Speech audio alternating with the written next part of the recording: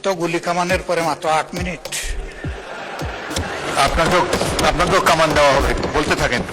আমি বলতে থাকি, আপনি যখন থামায় দিবেন আমি থেমে যাব। Thank you. ধন্যবাদ মাননীয় স্পিকার। নোটিশটি উত্থাপন করেছিলাম জনস্বার্থে। বক্তব্য সবাই যখন দেয় জনস্বার্থেই দেয়। আমরা বিরোধী দলের পক্ষ থেকে পর্যন্ত 4 জন কথা বলেছেন, বা 5 জন আমি এখন বলছি। আমার মূল বক্তব্যে যাওয়ার আগে মাননীয় সংসদ সদস্য এবং স্বরাষ্ট্রমন্ত্রী খুব চমৎকার কিছু কথা বলেছেন, এগুলো একটু স্মরণ করতে চাই। উনি বলেছেন যে shareholder is shareholder. সে কিভাবে শেয়ার হোল্ডার হয়েছে এটা পরে দেখা যাবে। এটা পরে কেন? এটা তো আগেই এক্সপোজ হয়ে গেছে। সারা দুনিয়া জানে, উনি জানেন না। উনার মতো একজন বিজ্ঞ মানুষ, আমি এটা বিশ্বাস করি না। এই ব্যাংক থেকে উনি একা নিয়েছেন তার নিজের নামেই 82,000 কোটি টাকা, আর তার সমুদয় শেয়ার যেগুলা তিনি কিনেছেন 82%-এর মালিক হয়ে গিয়েছেন, এগুলার মূল্য হচ্ছে মাত্র 12,000 কোটি টাকা। অর্থাৎ তিনি কই তেল দিয়ে শুধু কই বাঁচেন নাই, কইও বাঁচছেন, শোল মাছও বাঁচছেন। এবং সবগুলা ব্যাংক থেকে ডাকাতি করা টাকা। সেই শেয়ারগুলা কিভাবে হস্তান্তর হয়েছে তিনি একটা প্রতিষ্ঠানের নাম এখানে বলেছেন, সবগুলা বলে দিলে ভালো হইতো। এই ধরনের সকল শেয়ার হোল্ডারের উপরে বিশেষ একটা এজেন্সির মাধ্যমে প্রচন্ড চাপ ক্রিয়েট করে তাদেরকে বাধ্য করা হয়েছে তাদের শেয়ার হস্তান্তর করতে। এরা তো হস্তান্তরের জন্য এই শেয়ারগুলা কিনে, তারা যুগ যুগ ধরে এই ব্যাংকের সাথে ছিল এবং যথারীতি এই ব্যাংক সবাইকে স্যাটিসফ্যাক্টরি সার্ভিস দিয়ে চলছিল, ডিভিডেন্ড দিয়ে চলছিল।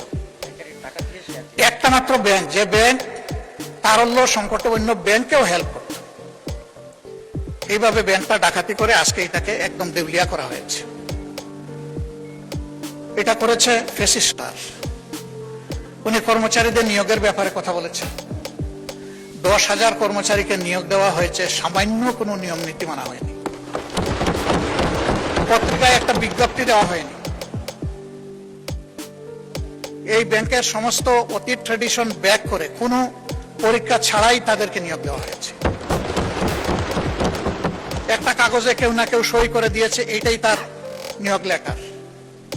মাননীয় বিরোধী দলের নেতা, আপনি ভালোই বলছেন, কিছুটা অস্পষ্টতা আমার কাছে মনে হয় যে তিনি বলতে কাকে আপনি মিন করছেন, আর যে আমলে এভাবে নিয়োগে বৈষম্য করা হয়েছে, অবৈধভাবে নিয়োগ দেওয়া হয়েছে, সেটা কি ফ্যাসিস্ট আমলে নাকি ইন্টারিম সরকারের আমলে? এটা ক্লিয়ার করে বললে সবাই উপকৃত হবে। জি জি, এটা ফ্যাসিস্ট আমলে। কিন্তু সালাউদ্দিন সাহেব একটা অংশ এনেছেন, আর একটা অংশ আনেন নাই। সরকার পরিবর্তন হওয়ার পরে 5 আগস্টের পরে আমরা যতটুকু জানতে পেরেছি যে তাদের সকলকে আবার পরীক্ষায় আসার জন্য ইনভাইট করা হয়েছিল, যে আসেন, বিনা পরীক্ষায় আপনারা চাকরি নিয়েছেন, মিনিমাম নিয়মটা মানে এখন আপনারা চাকরিতে ফিরে আসেন। তারা কেউ আসেনি। কেন তারা আসলো না? এরপরে এই ব্যাংকটা 1983 সালের নভেম্বরে 3টা শাখা দিয়ে বাংলাদেশে তার কার্যক্রম শুরু করে। ঢাকার লোকাল ব্রাঞ্চ মতিঝিলে, আগ্রাবাদ, চিটাগাং, সিলেট, তালতলা। পর্যায়ক্রমে তাদের সততা, দক্ষতা, আমানতদারি এবং গ্রাহকদের প্রতি তাদের সেবার মান, এগুলার কারণে অনন্য উচ্চতায় ব্যাংকটা চলে যায়। তিনি যে সমস্ত অভিযোগ আনলেন, যে কোনো একটা দলের দিকে ইঙ্গিত করে, একেবারে নাম বললে দিলেই পারতেন জামাত ইসলামী। তিনি বলছেন যে মাঝে মাঝে নেকাব খুলা ভালো, এটা খুলে দিতেন। এখানে নেকাব রাখলেন কেন? যে এখান থেকে 700 টাকার একটা কি জানি 700 কোটি টাকার লোন কে নিয়েছে, এইটা কোনো একটা দলের নির্বাচনী ফান্ডে ফান্ডিং করা হয়েছে। আমি এটা পরিষ্কার জানতে চাই, উনি জামাতকে এটার দ্বারা মিন করেছেন কিনা। যদি উনি মিন করে থাকেন, I am taking absolute challenge. তিনি এটা প্রমাণ করতে পারলে আমি তাকে একটা মেডেল দিব পার্সোনালি। এরপরে কার ছেলে, কার নাতি, কোন কোম্পানি, শুধু ইসলামিক ব্যাংক না, যে কোনো ব্যাংক থেকে চুরি ডাকাতি অসততার মাধ্যমে কিছু নিয়ে যদি আত্মসাৎ করে থাকে, তার ব্যাপারে অবশ্যই তদন্ত করে স্টার্ন অ্যাকশন দেশের বিদ্যমান আইনে নেওয়া উচিত। এটা আমি শফিকুর রহমান হলে আমাকেও যেন স্পেয়ার করা না হয়।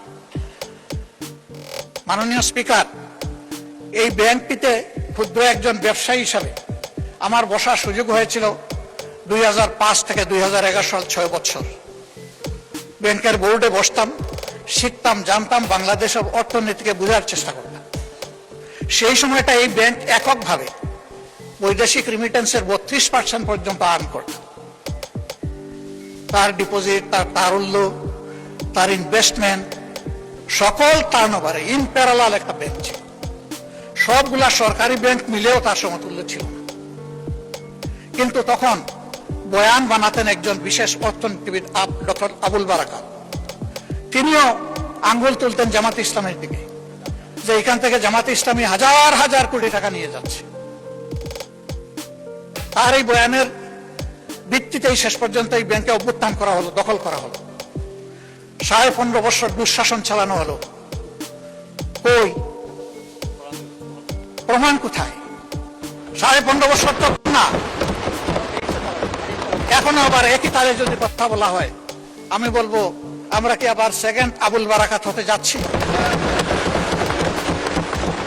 আন্দাজ অনুমানের ভিত্তিতে কোন মহিলার কোন কোটেশন সংসদের মতো একটা প্রেস্টিজিয়াস জায়গায়, এগুলো আসলে আমরা আশা করি না। ওই মহিলাকে সংসদে হাজির করা হোক, যদি কোনো প্রভিশন থাকে সংসদে গণশুনানিও হোক, অসুবিধা নাই।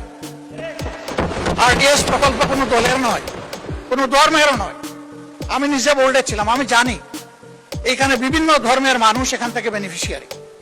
এখানে দল ধর্ম দেখা হয় না, এখানে টার্গেট গ্রুপকে প্রাধান্য দেওয়া হয়। উনি কত 11,000 কোটি টাকার একটা রেফারেন্স দিয়েছেন। কে নিয়েছে এটা? আমি, আমার সহকর্মীরা? যদি এরকম হয়, দলের ফান্ডে যদি 1 টাকাও আসে, আমি বলবো সার্চ লাইট দিয়ে এটা তালাশ করে আমাদের বিরুদ্ধে যেন অভিযোগ। মাননীয় বিরোধী দলের নেতা আপনাকে, ওনাদেরকে 15 মিনিট বলেছে, আপনাকে 7 দিয়েছি, আরো 8 মিনিট বলেন আপনি। মাননীয় স্পিকার, আপনাকে ধন্যবাদ। আমি যা আশঙ্কা করছি সেটা এখন বলতে চাচ্ছি। ব্যাংকে পরিবর্তন যে কোনো সময় আসতেই পারে। ব্যাংকের স্বার্থে আসতে হবে, গ্রাহকের স্বার্থে আসতে হবে, মালিকের স্বার্থে আসতে হবে। আমি এই ব্যাংকের একজন মালিক। আমার 10 টাকা মূল্যের একটা শেয়ার আছে। আমি আমার এই শেয়ারের দাবি কখনো ছেড়ে দেব না। আমার এই 10 টাকা মূল্যের শেয়ারের পক্ষে আমি আমার রাইট ধরে রাখার জন্য, এস্টাবলিশ করার জন্য যা করা দরকার তাই আমাকে করতে হবে। আমি তার রাজনৈতিক পরিচয় করব না। আমি করব এই ব্যাংকের একজন গ্রাহক হিসাবে, একজন মালিক হিসাবে। এইভাবে রাজনৈতিক পরিচয় থাকা কোনো দোষের বিষয় নয়।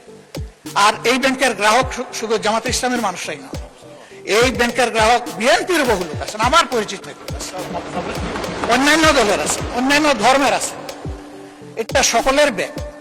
এই ব্যাংক একক কারণ না। ওই ব্যাংকের গায়ে লেখা নাই যে এই ব্যাংক এরাই শুধু সুবিধা নেবে, বাকিরা পারবে না, এরাই শুধু গ্রাহক হতে পারবে, বাকিরা পারবে না। এই ধরনের কিছু লেখা নাই। এগুলো হলো বানায়ট বয়ান।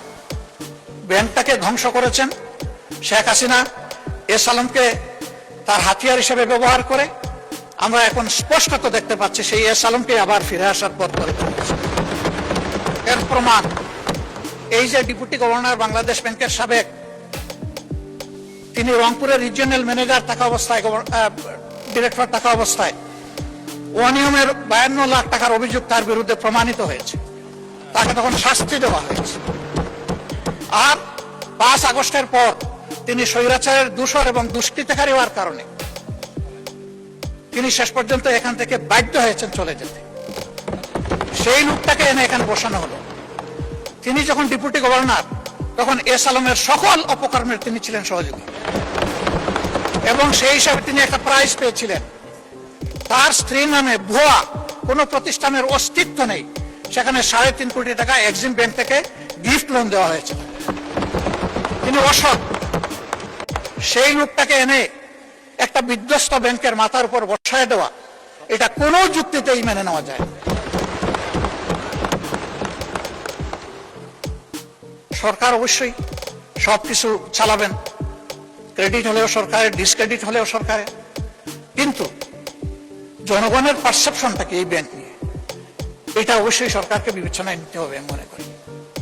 সরকার বিবেচনায় নিলে দেশ লাভবান হবে, জাতি লাভবান হবে।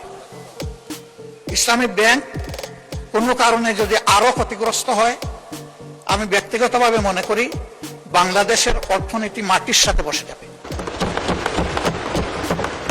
আস্থার এটি একটা পিরামিড। এই পিরামিড হেলে পড়লে অথবা বিধ্বস্ত হয়ে গেলে ব্যাংকিং ব্যবস্থার উপরে এই মানুষের অনাস্থা তৈরি হবে, এবং এই অনাস্থা বাংলাদেশের জন্য কোনো ভালো বার্তা বয়ে আনবে না। যারা রিমিটার তাদের কষ্টে অর্জিত টাকা বাংলাদেশে পাঠায় পরিবারের জন্য, দেশবাসীর জন্য, তাদের মধ্যে এখন অস্থিরতা তৈরি হয়েছে। আমি হজের শহরে মাত্র 11 দিনের জন্য গিয়েছিলাম। সেখানে এই ব্যাপারে অনেকের উদ্বেগ, সরাসরি প্রশ্ন শোনার সুযোগ পেয়েছি। এতে দেশের অর্থনীতি ক্ষতিগ্রস্ত হবে। রেমিটেন্স প্রবাহ যদি বাধাগ্রস্ত হয়, আমাদের মাত্র দুইটা সোর্স, একটা রেমিটেন্স আর একটা হচ্ছে আরএমজি। আরএমজিও এখন বিভিন্ন চ্যালেঞ্জের ভিতর দিয়ে অতিক্রম করছে। রেমিটেন্সও যদি বিপদে পড়ে যায়, তাহলে আমাদের দেশের অর্থনীতিটা গিয়ে কোথায় দাঁড়াবে মাননীয় স্পিকার? এই সবগুলোই তো আমরা বিপদে পড়ে যাব। এই জন্য আমরা অনুরোধ করব, জোর জবরদস্তি করে যাদের কাছ থেকে এই শেয়ারগুলা ডাকাতি করে নিয়ে যাওয়া হয়েছিল, অনতি বিলম্বে সসম্মানে সেই মূল্যেই তাদের কাছে আবার শেয়ারগুলা ফিরিয়ে দেওয়া। এরপরে সরকার সকল নিয়ম কানুন মেনে বোর্ড গঠন করবে, পরিচালনা করবে। আমাদের পূর্ণ সমর্থন থাকবে, এই ব্যাপারে আমাদের কোনো আপত্তি থাকবে না। সন্তান তার মায়ের কুলেই তো নিরাপদ। ওরা তো সৎমা হয়ে এসেছিল, ওদের কোনো দরদ ছিল না, ওরা ডাকাতি করেছে। এখন আবার যদি অসৎ লোকদেরকে দিয়ে এই ব্যাংক পরিচালনা করা হয়, যা আছে তাও শেষ হয়ে যাবে, উদাও হয়ে যাবে। আমাদের উদ্বেগটা এই জায়গায়। তখন যখন এই সমস্যা দেখা দিয়েছিল, মাত্র 4 দিনে ওখানে 70,000 কোটি টাকা ব্যাংক থেকে মানুষ উত্তোলন করে ফেলেছিল। আমরা একটা অনুরোধ জানিয়েছিলাম একজন গ্রাহক হিসাবে, ছোট্ট একজন মালিক হিসাবে, একটু ধৈর্য ধরুন, ব্যাংকটাকে বাঁচতে দিন। থেমে গিয়েছিল। এখন কি বলবো মানুষকে? এখন তো বলার কিছুই খুঁজে পাচ্ছি না। এই জন্য আপনার মাধ্যমে আমি মাননীয় প্রধানমন্ত্রীকে বিশেষভাবে অনুরোধ করব, বিষয়টা নিয়ে তিনি যেন সিরিয়াসলি ভাবেন। কোনো পূর্ব ধারণা থেকে নয়, বাস্তবতার ভিত্তিতে এই ব্যাংকটাকে বাঁচাতে হবে। আমরা বিশ্বাস করি এই ব্যাংক বাঁচলে, তার আগের জায়গায় ফিরে আসলে, ব্যাংকিং ব্যবস্থাপনার উপরে মানুষের আস্থা আবার ফিরে আসবে।